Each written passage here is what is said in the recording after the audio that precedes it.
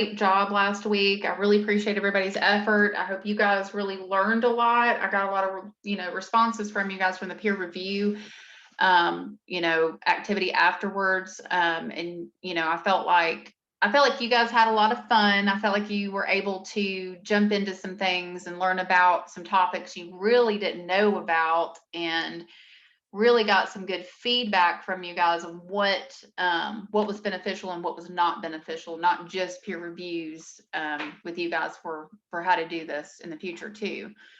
Okay, I'm letting some more people in, but we'll jump into things here in just a second.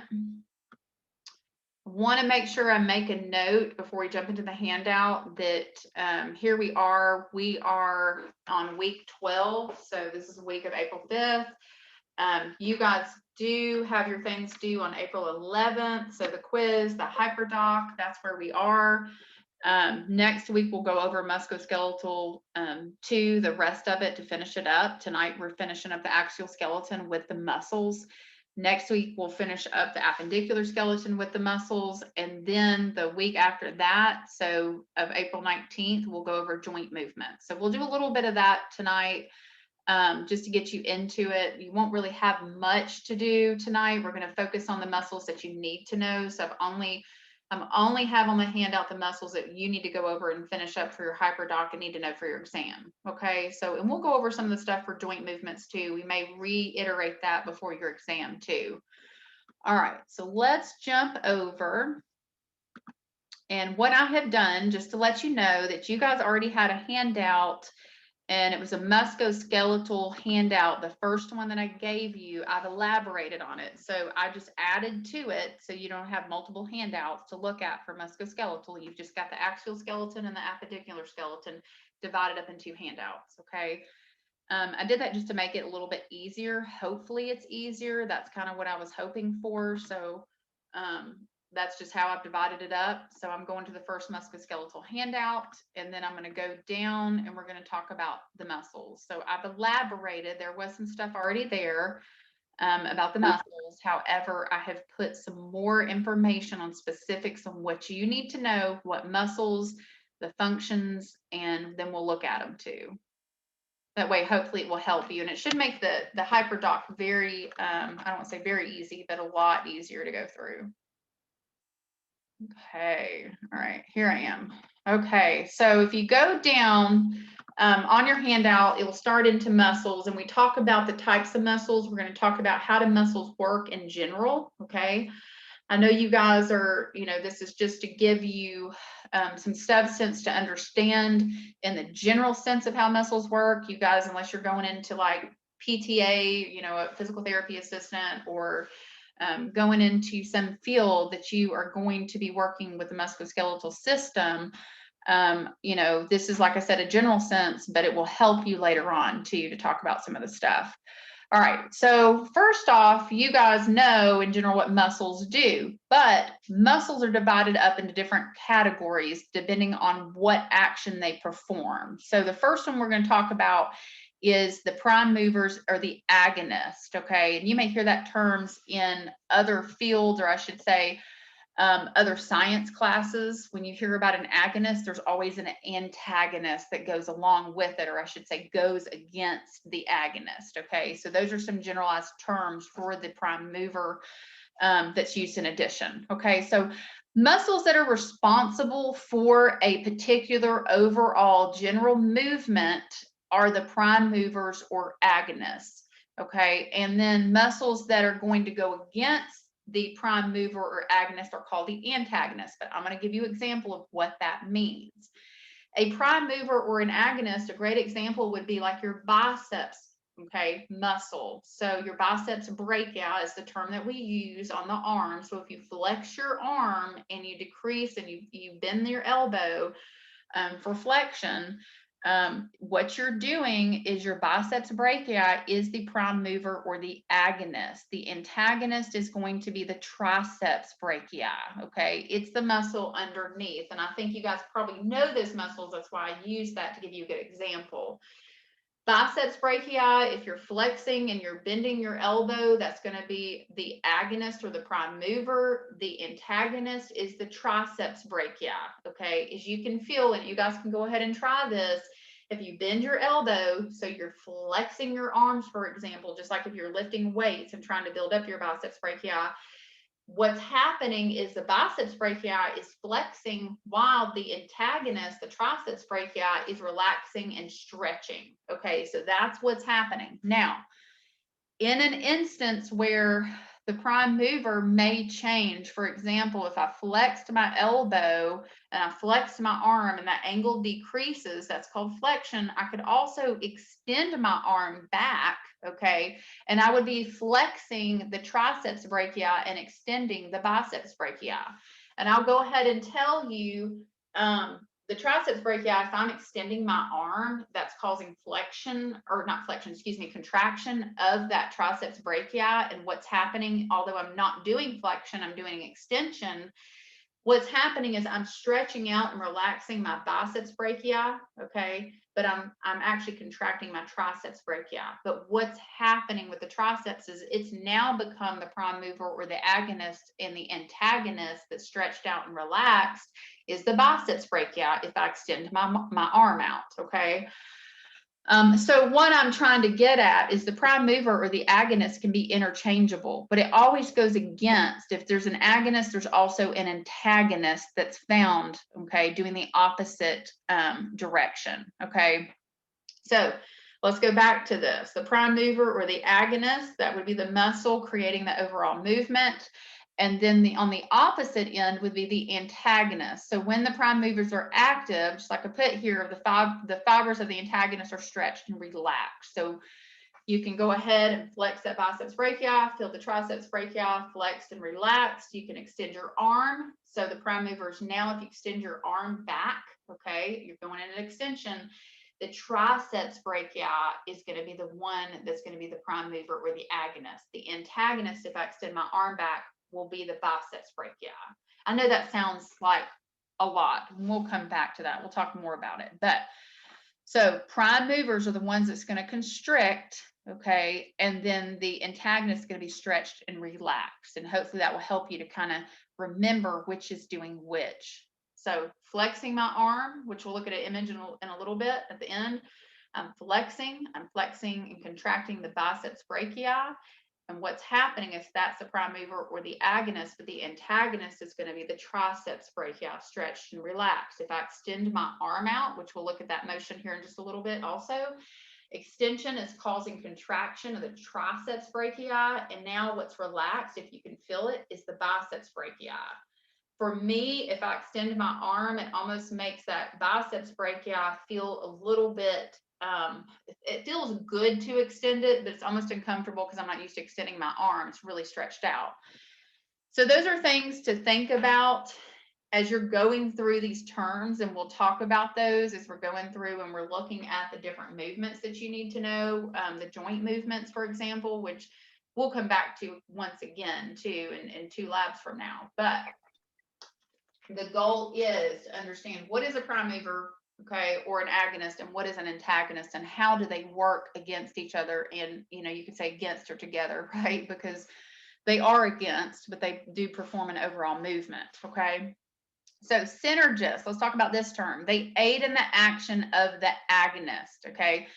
They are specifically reducing any unnecessary movements that we don't want to happen while that overall movement is occurring, okay? For example, and the term underneath, it says fixators. Fixators are an example, but the great example of this would be if you raise your arm, you've got your scapula in the back, your wing blade that you guys had to know, the scapula, shoulder blade, the scapula is going to stay fixated, or the synergist muscles are going to fixate it to hold it in place while you're moving your arm up, for example. Because if you stretch your arm and raised your hand in class, for example, you don't want your scapula, since it's not really attached to nothing really, anything else other than muscle tissue, you don't want to just jump up, right?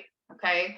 So synergists aid in the action of being an action of antagonist to reduce any undesirable, unnecessary movements that don't need to occur. So for example, you raise your arm, you don't want your scapula to pull up also, okay? That's unnecessary. We don't want that to happen, okay?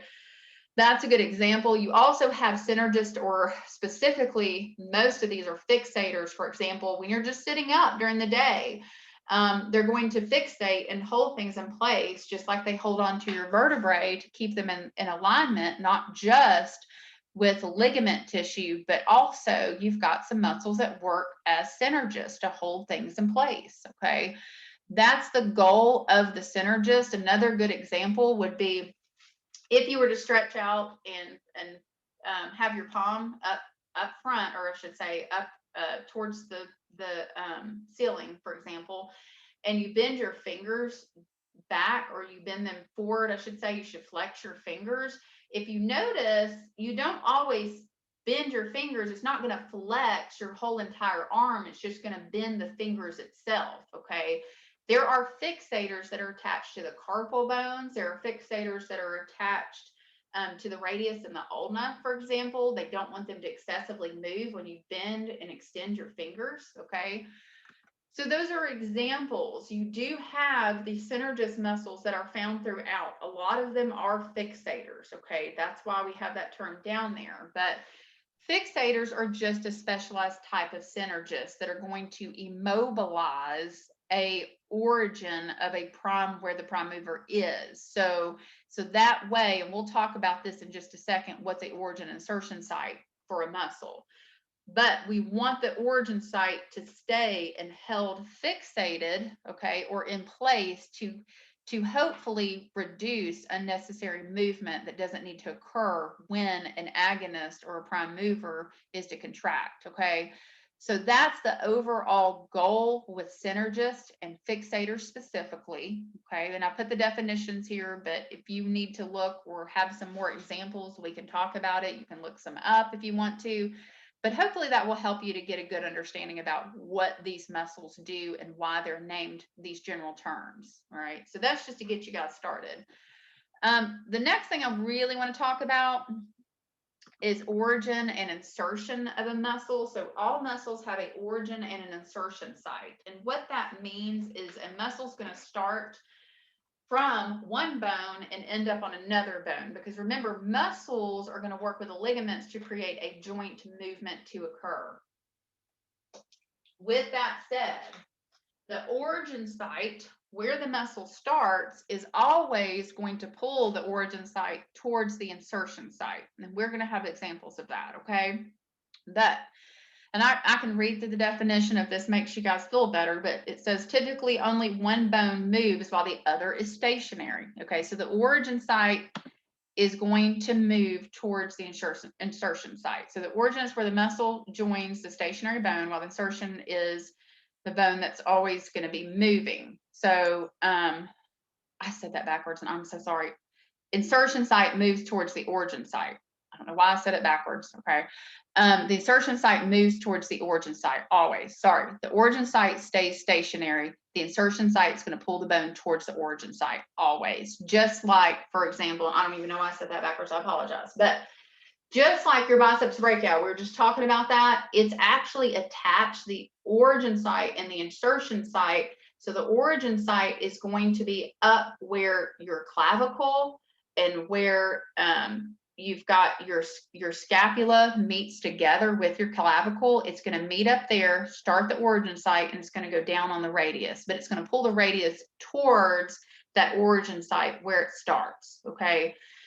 So and we'll talk about this later next week. We'll talk about the biceps brachii, for example. Once again, it starts from up here where your scapula, your clavicle is, and it's going to go down. That's where the origin site is, and insert on the radius. The radius is going to be pulled towards the origin site, so towards the scapula and towards the clavicle, okay?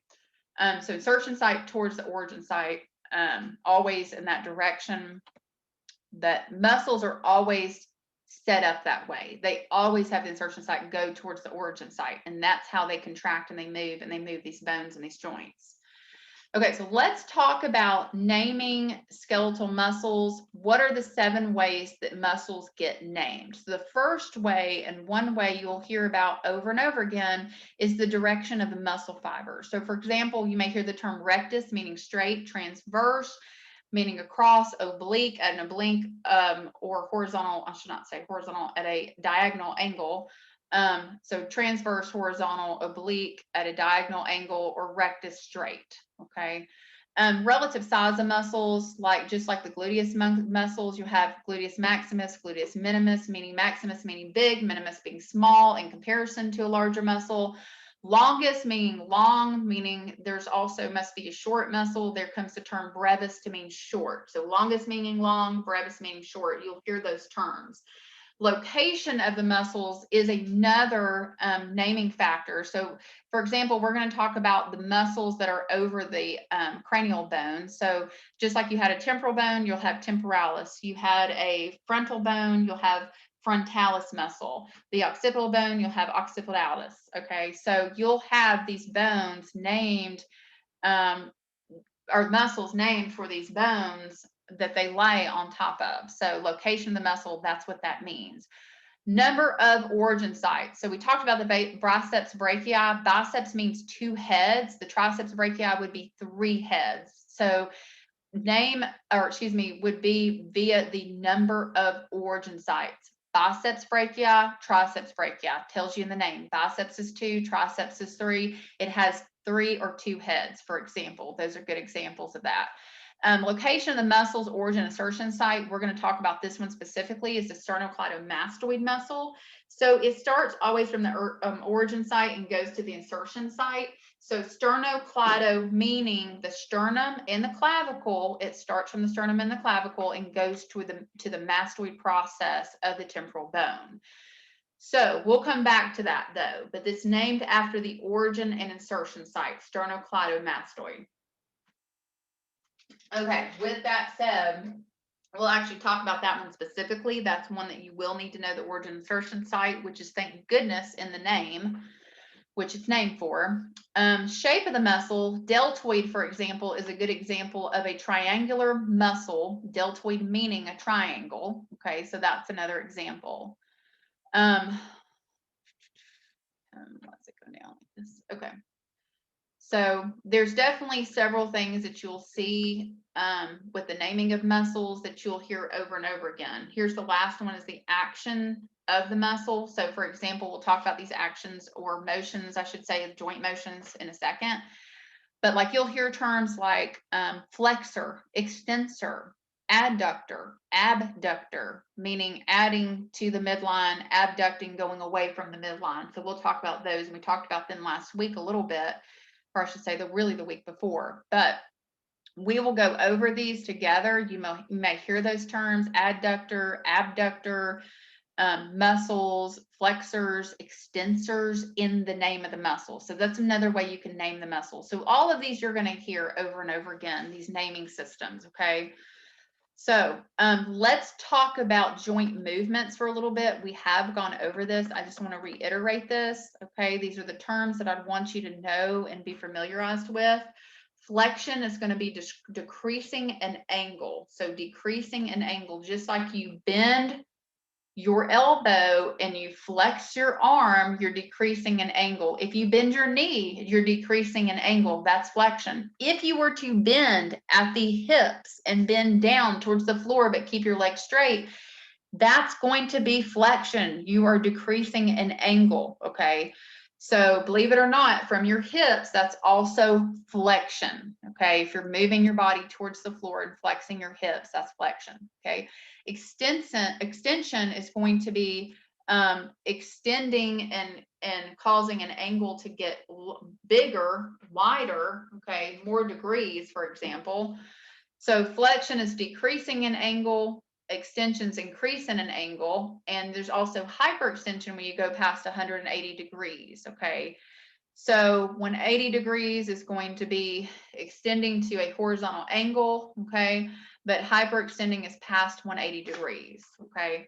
All right, so extensions increase in an angle, flexion is decrease in an angle. Okay, All right, next one is abduction. We talked about this before. If you imagine this invisible midline going down from your head and it's right in the middle and it creates a great symmetry from the right to the left side of your body, you would create two sides that are even, okay? But what we want to imagine with that midline is if we are to adduct or abduct, what does that mean? Adduct, you can take the ADD with it and go, it's adding an appendage or something to the midline, right? Your adduction is adding to the midline. So if your arm is up in a horizontal angle, when you bring it down towards that midline or towards your body, then that's going to be adduction. Abduction is when you pull away, for example, an appendage or a body part away from that midline, okay? So if you're abducting, if you have your arm next to your body and it's right up flat next to your body and you pull your arms up, like into wings, for example, then you are abducting, going away from that imaginary midline in your body, okay? So that's abduction, going away from the midline. Adduction is going towards the midline. Okay, the next term is rotation, and rotation occurs specifically in certain areas of the body. When you rotate, you're fully creating a rotational movement. So meaning, for example, your head can rotate on the axis of the body. So when you look left and you look right, you're rotating your head. That's a great example. Another example that they give, but not a very common example, is if you were to stand straight and you rotated your ankle left and right, okay? That means you're not really going away from the midline. So you're not going away from the midline, you're just rotating on a joint, for example. So really the head, the atlas, and the axis are the great examples of rotation. So if you get questions about it, it's most likely going to be about that because that's really the most rotational joint in the body, okay? But technically your ankle, you can rotate your foot, you can keep it straight, and you can still rotate and not move it laterally or medially, technically. Okay, circumduction is another term, and I've got a good example of this somewhere. Let me go down.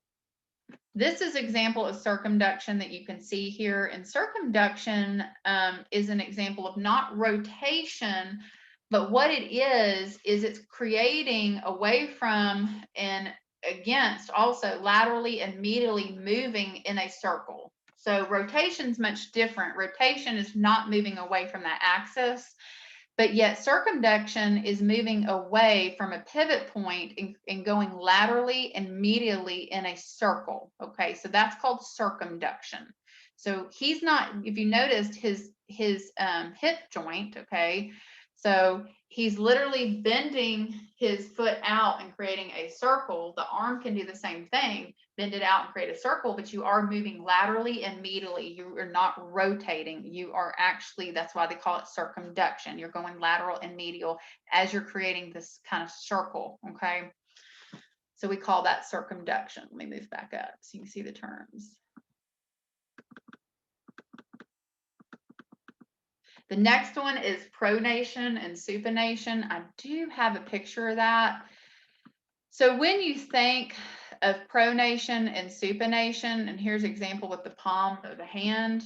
Pronation, I want you to think about the belly or the palm, for example, here, the palm of the hand or the belly being down. Supination would be when the belly, okay, is up or the palm of the hand is up, for example.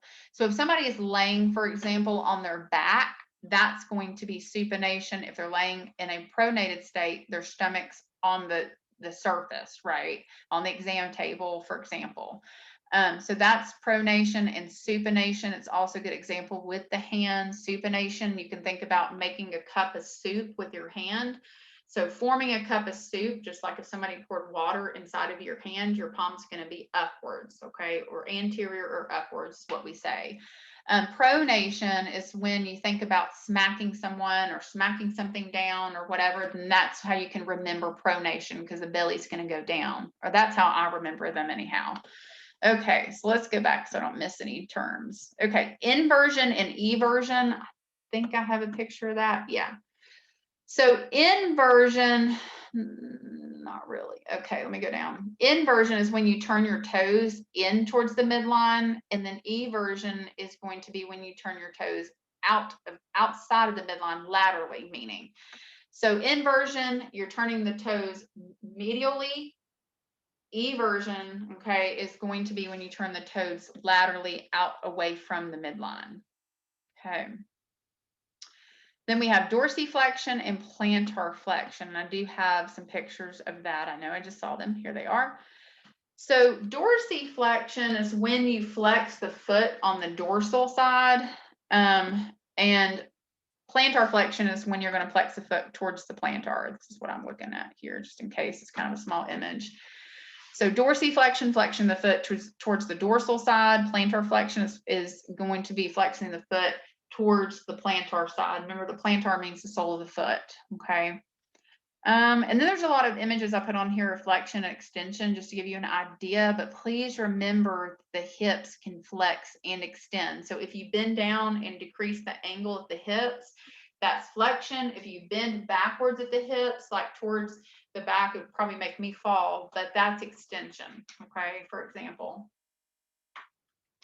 That's one that you may have questions on a future exam. They may say flexing at the knee, extending at the knee, flexing or extending at the hip. Okay, so we would specify on an exam where is flexion extension occurring and what's happening there. Okay, so keep in mind, if we say hips, we say knee, think of where that angle is being decreased and where it's being extended. Okay, that's what you want to think of. I'm gonna go down. Let's see. Okay, and the next part I'd want to talk about, now that we've talked about joint movements, we won't go much farther than that.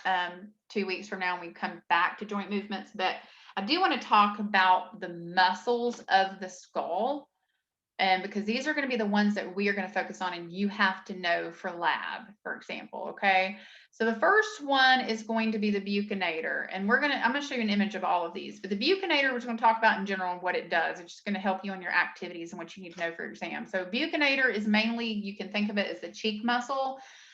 And I put on here, it runs deep to the masseter muscle. But what it does is it's going to draw the corners laterally, compress the cheeks, help you with like things like whistling.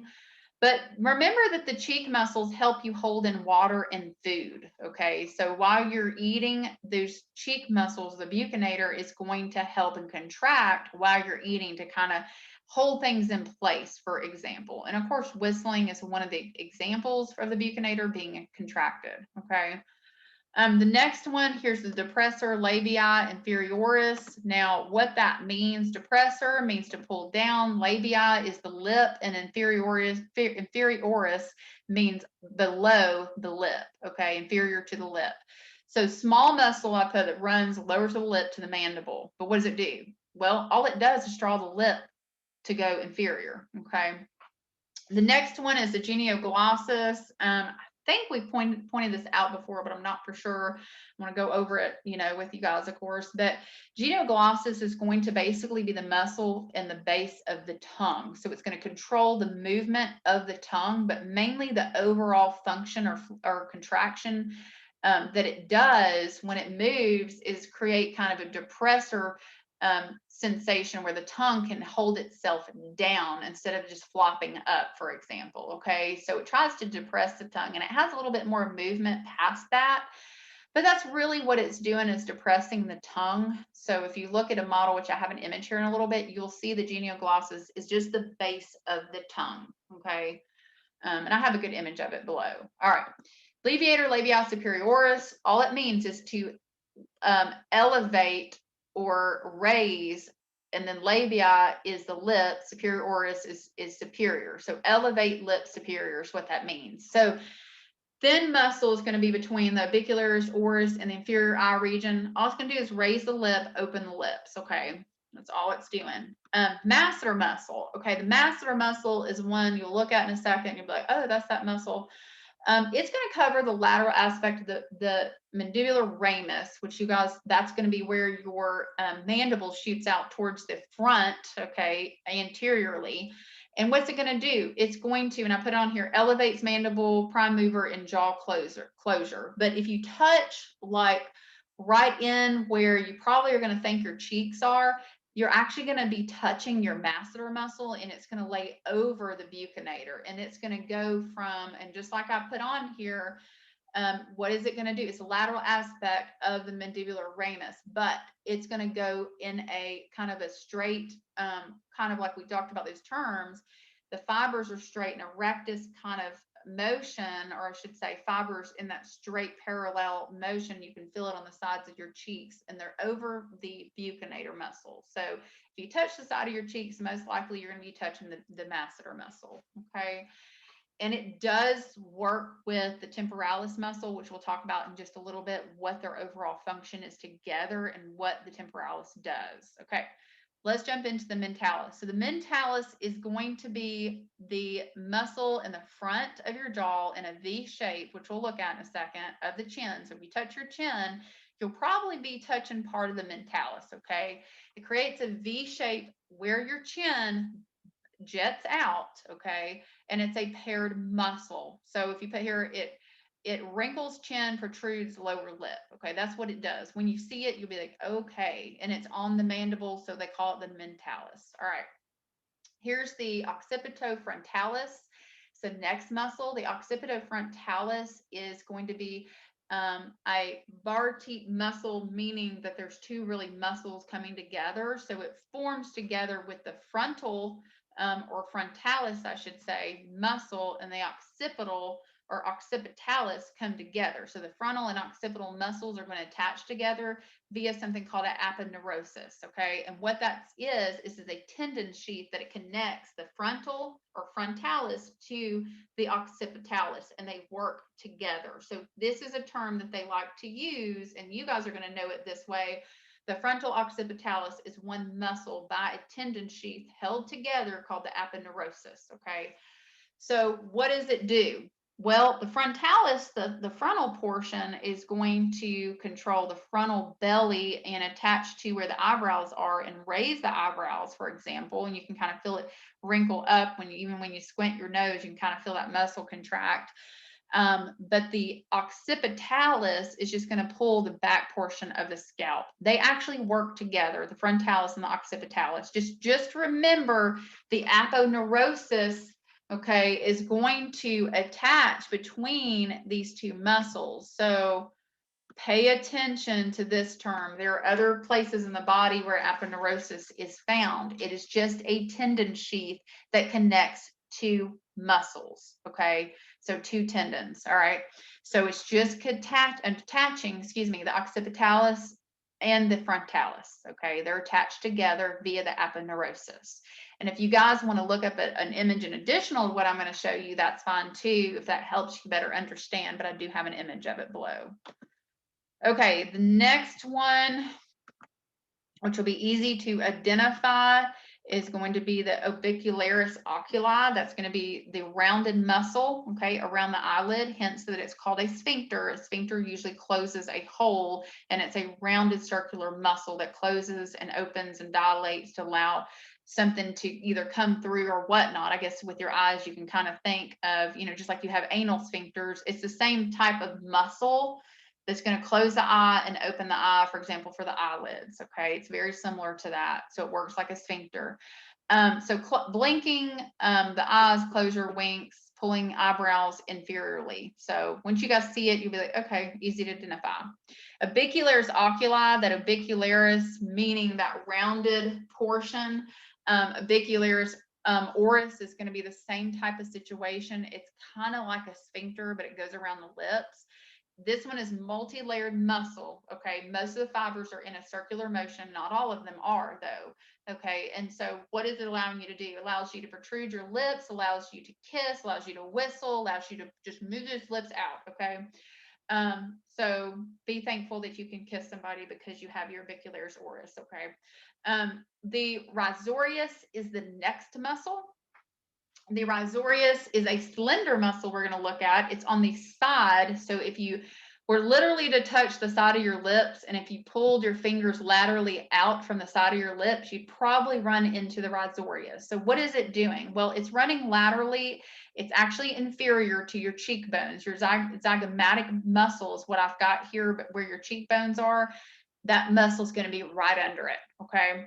So it's going to draw the lateral portions of lips. So it's going to tense those lips out as you smile. So you don't just smile up, you smile out too, right? And that's partially due to the rhizorius muscle.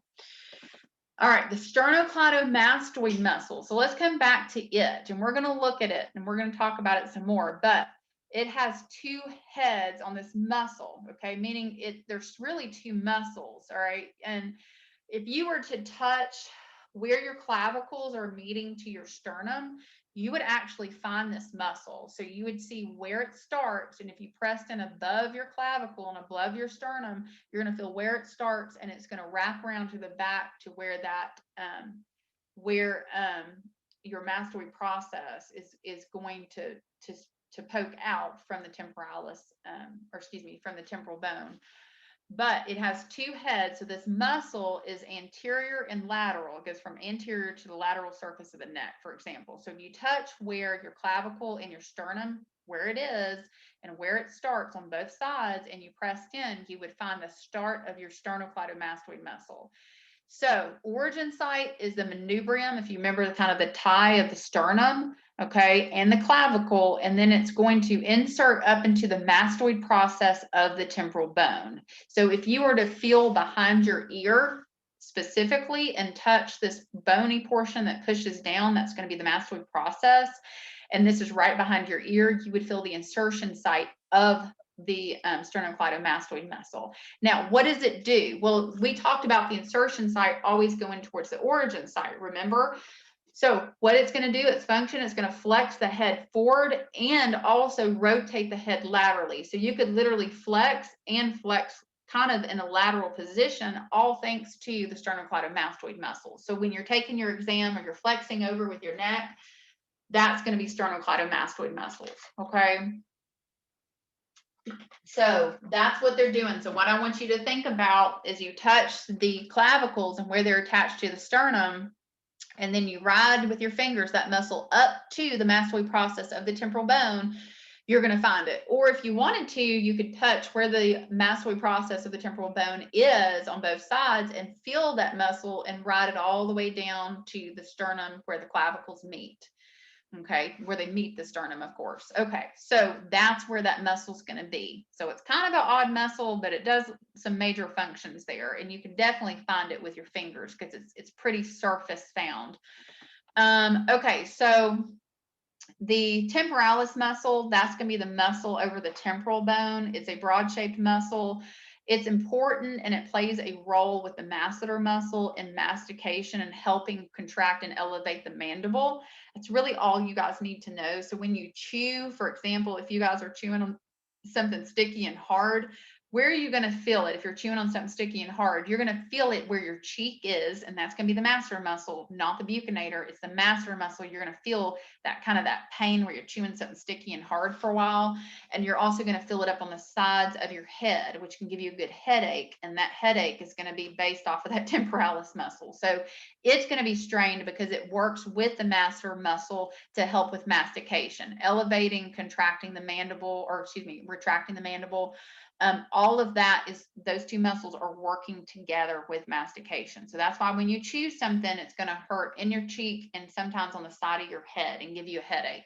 That's because masseter is overworked and the temporalis muscle is overworked. Okay, so the next muscle is the trapezius. It is a large triangular muscle. It's going to go from literally the occipital portion down to C7, but then you've got more fibers that are going to go from C7 to T3 and insert over to the acromion of the scapula. The posterior fiber is going to originate from T4 to T12 and go over to the scapula also. So it creates a big triangular kind of looking muscle. It's huge. Let's put it that way. You see how far it goes from the top to all the way down to T12. It's a very big muscle. Okay. What does it do? I need to put a function there, right? But What does it do is it holds the scapula in place and attaches to it, but it also, what it does is it allows for the head to extend backwards. Okay, so it allows for some neck extension. Okay, so neck extension is the biggie, and then also stabilizes the scapula. Okay. Then we've got the zygomaticus major muscle, which is really the only muscle we want you to know out of the zygomaticus, or think about your cheekbone muscle or your smiling muscle. It extends diagonally from the corners of the mouth to the cheekbones. Okay, what does it do? It pulls up the corners of the mouth and creates that smiling effect that you have. And it works with the, like, for example, the rhizorius muscle that pulls the lips out, for example, laterally, and then the zygomaticus is going to pull the lips up to create a smile. Okay, so the zygomaticus muscle, there's a zygomaticus major and minor. You guys just need to know the major. The major is going to be a big function in your smile, okay, because it's going to do most of the work. And then you have the minor and the rhizorius is going to pull the lips laterally while the zygomaticus pulls on the lips upwards. Okay. Now let's talk about the diaphragm. The diaphragm is a large muscle, but it's at the floor of your thoracic cavity, and it sits there. But here's the thing: when it is relaxed, it is going to create a big dome shape. Okay, so it's gonna, and I've got a picture of it below, but it's gonna create a big dome. Okay, it's working to help your lungs with inspiration and expiration, for example. And you guys will talk about this in A&P 2 and talk more about the diaphragm. When it is relaxed, it's in a dome shaped, and it helps with expiring out the all the air out of the lungs and recoil that lung tissue up. But when it contracts, it's going to flatten out, and the lungs are going to open up and expand and allow for air to come in. Okay, this is what helps the lung tissue to recoil and to expand back and forth. That's what's happening when you breathe, thanks to the diaphragm. Okay, so the function is prime mover, is inspiration. When the diaphragm is contracted, flattened, plays a role in increasing vertical expansion to support lung tissue enlargement with respiration. Okay, that's the overall generalization of the diaphragm. It has that one function to help with inspiration and expiration. Okay. All right, now you've got the external intercostals, and we're going to talk about the internal intercostals. The external intercostals, there are 11 pairs between the ribs, and they're going to run in an oblique downward, okay, towards the sternum, and they're going to pull the ribs to elevate the rib cage to open it up for inspiration, okay, to bring in air into the lungs. So you open up your rib cage thanks to the external intercostal. So if you just want to do or put a comment on your handout or whatever, just put, opens up rib cage, if that helps you remember. But they are between the ribs, and the external kind of create, and you might want to make a note like this, the external create kind of like a V shape, okay? So the fibers run out like a V shape, okay? And that's going to be external. The internal are going to be in a different direction. They are going to be formed into like an A shape. So they're going to run internally. If you create an A, okay, for example, the outside portion of the letter A with your fingers, you would know they would be going out or towards the inward direction into an A shape on both sides. And we'll look at that in a second. But there are 11 pair, and they run between the ribs, just like the external intercostals. And what they're going to do is depress the rib cage. So they help with expiration, okay? Getting rid of the air out of the lungs. That's what they're going to do, is compress the rib cage. So external intercostals are going to open up the rib cage. Internal intercostals are going to depress the rib cage and compress it down so you can get rid of all the air that you've taken in. Okay, so aids with expiration. Okay, the next one is the rectus abdominis muscle, right? So I've got down here, you guys probably, you're going to know what that is, obviously, but if you think of your abs, that's what you're thinking of, your rectus abdominis, all right? The medial superficial muscle, all right, but it extends from the pubis to the rib cage. So what does it do? Let's think about your abs. They flex, rotate the vertebral column, they increase abdominal pressure, depress the rib cage, stabilize the pelvis, and utilize curls and sit-ups, okay? So there you want to put ab muscles if that helps you remember. Okay. All right. Now let's talk about the external oblique muscles. I'm still on the abdomen. I'm still looking at that. That's where we are. And I'll show you this image in here just a little bit. But the external oblique muscles are going to be the most superficial, and they're going to be lateral muscles, and they're going to run downward and medially. Okay. They're going to compress the abdominal wall, flex and rotate the vertebral column. And they're used if you flex your stomach at an angle. Okay, that's going to be the external oblique muscles. External, remember I used that example of a V. External still going to be, because of the way the muscle fibers are external, they're going to go out like a V shape, and I'll show it to you in just a little bit. The internal oblique muscles, just like we talked about the internal intercostals, are going to run like the outside of an A, the letter A, so inward, okay, an A shape. And most fibers are going to run, it says at right angles, but those are with the external obliques, okay. What does it do? Similar to the external oblique muscles. So it's going to help flex, rotate, all right.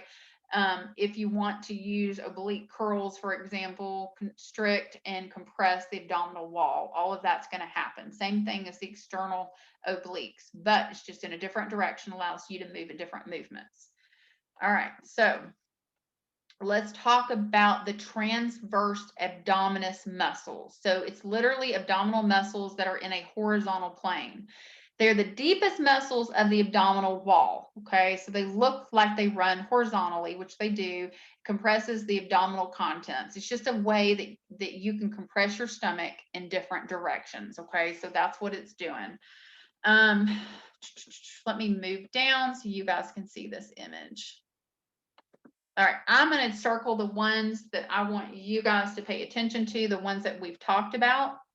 So that's what I'm going to do, so you guys can note the ones we've talked about as we go over them. Here's the temporalis muscle. So here it is. Temporalis muscle, remember I said it works with this muscle down here, the masseter muscle. So it works with the masseter muscle. Well, what it does, remember I told you guys that it works with chewing and mastication. It elevates and depresses down the mandible bone as you chew. So if you're chewing something hard, the masseter muscle will start to hurt. So you can kind of figure out where that is. Now you can see it, and the temporalis muscle will hurt and give you kind of a headache, right? So that's the temporalis, and that's the masseter muscle. Risorius. Is this one you need to know? Remember, risorius is going out to pull the lips out to the side. Okay, so it's pulling the lips laterally, okay, making them thinner laterally. Okay, here's the buccinator. So the buccinator, you can't see the whole thing because it's underneath the risorius, it's underneath the masseter muscle, but it is the buccal muscle to hold food and fluid inside of your mouth when you chew. It helps, for example, if you're to whistle, you're going to pull up, when you pull your lips forward, I think it's duck face, then you're going to contract those muscles, okay? That's a buccinator. Then you've got the zygomaticus muscle. Okay, and the zygomaticus is, as you can see, it creates or goes above where that cheekbone would be. So what is it doing? It's pulling the lips up and creating kind of more like a smiling effect. As risorius is pulling the lips to laterally directions, right? Then the zygomaticus is pulling up towards the cheekbone, over towards the cheekbone, and creating like a smile. All right. Okay, here's orbicularis oculi. So with orbicularis oculi, it is a rounded muscle around the eye. As you can see, it helps blink, wink, squint the eyes, for example. So it looks like a sphincter muscle, which is what we had talked about. So now that we talked about it, let's talk about the orbicularis oris.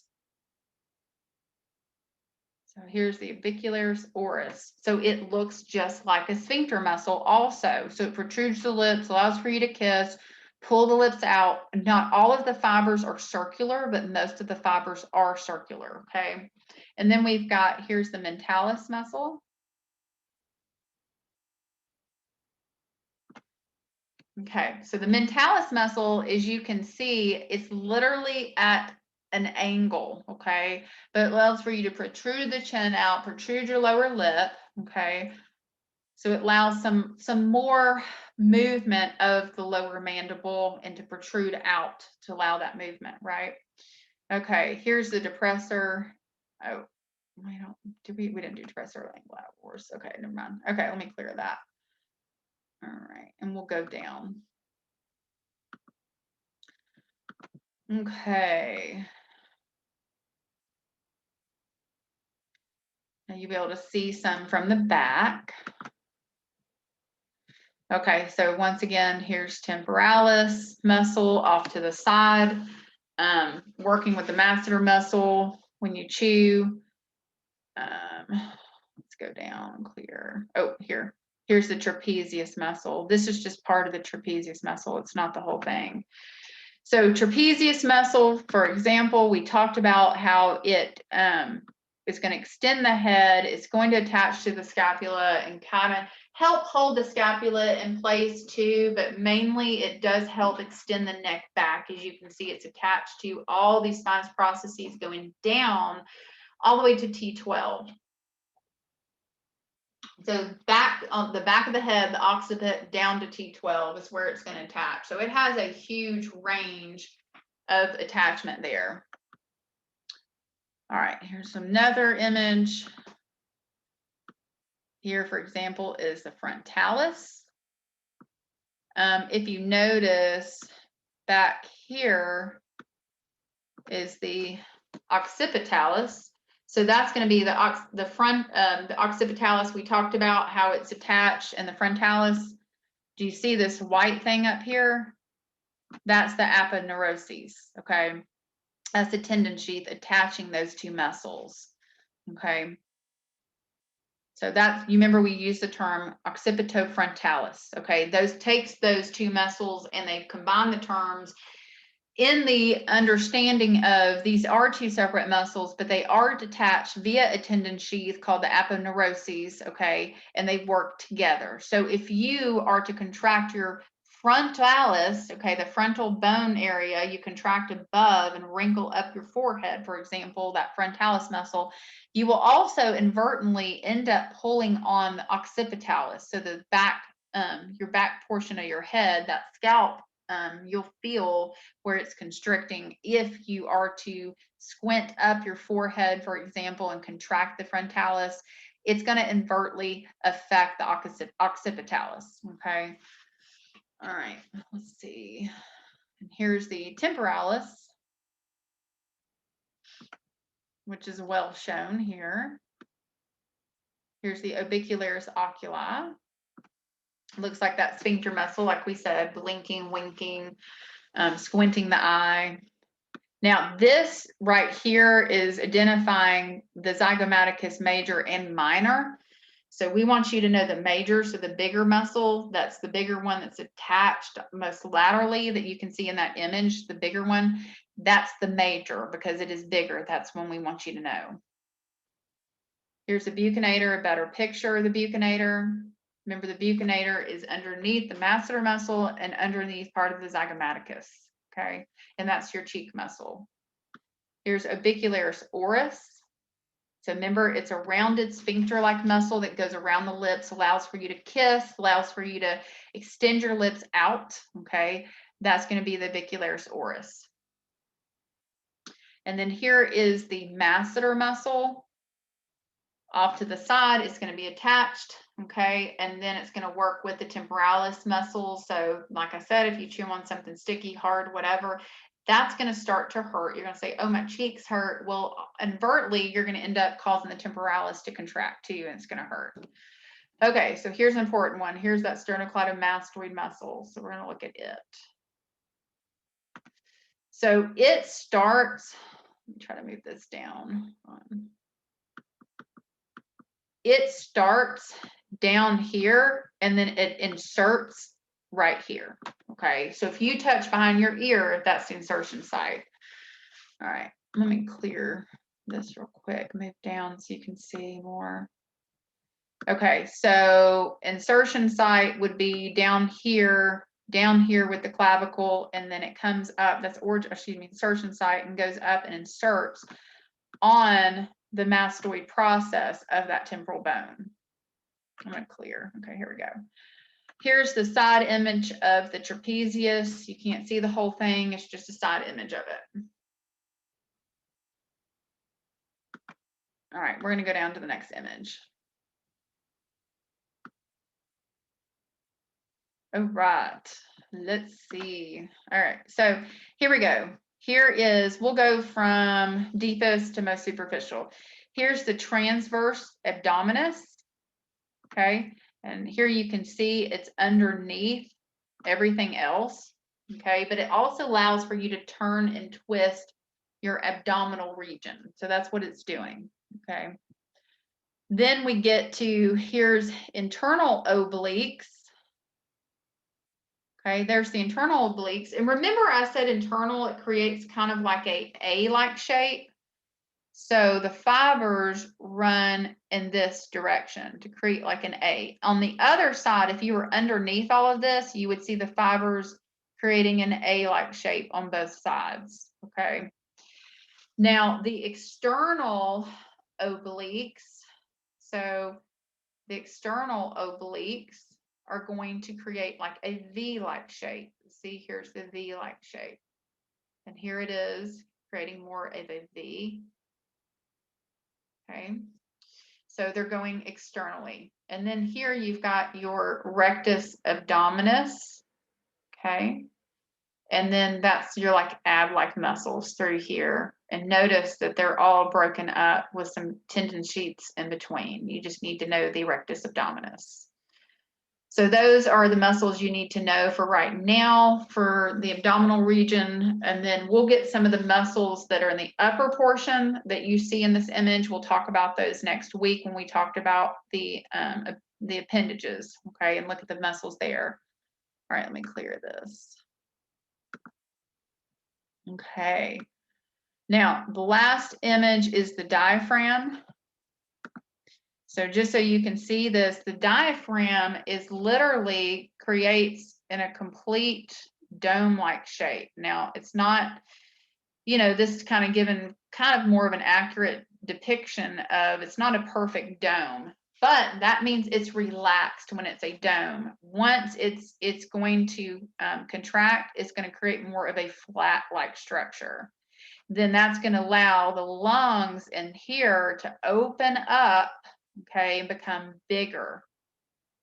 Okay, that's what's going to happen. So the lungs are over here and they're going to open up and the diaphragm contracts and becomes flat. When the diaphragm relaxes and bumps back up into a dome shape, these lungs will constrict and recoil into a smaller lung tissue, and that causes expiration to get rid of the air that's already in that tissue. Okay, so it creates kind of like, for example, it's almost like a vacuum kind of effect. And you know, if we were in lab and I had a balloon, I'd show you, but it's one thing you can probably look up. If you had a balloon, for example, and you created a vacuum on it, it kind of works. You can think the lung tissue like a deflated balloon that inflates and deflates. So you can think of it that way. And well, you guys will talk about this more in AMP2.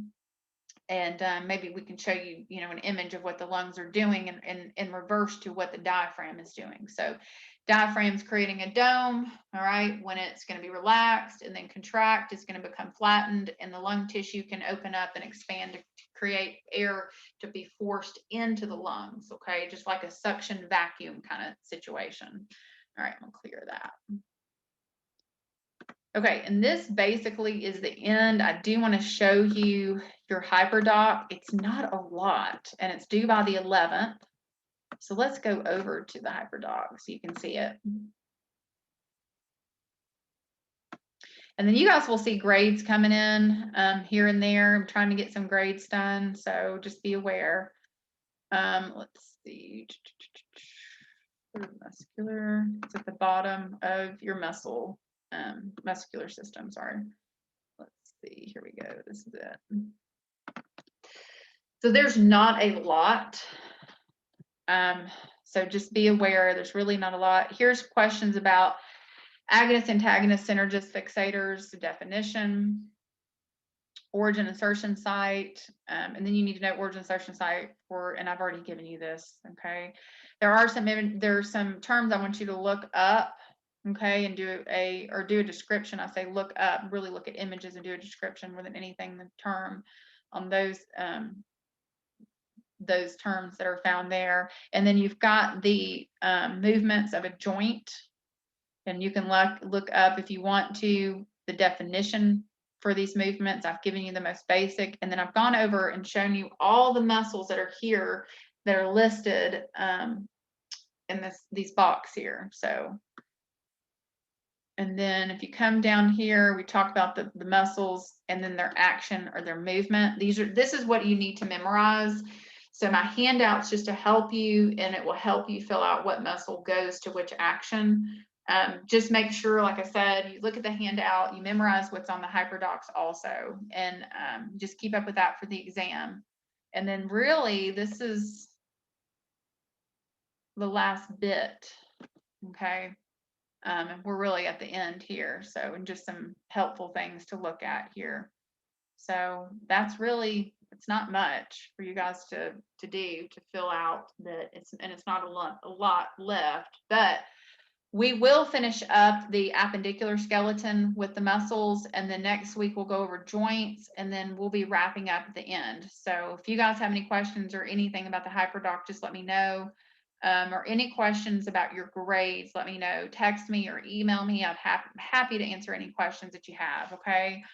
So just let me know, and you know, keep me updated if there's anything that you guys need or any explanations you need with, you know, what's going on that we've gone over, period, with musculoskeletal, and you need to, you know, you don't understand something, just please reach out to me. Other than that, you guys have a good night.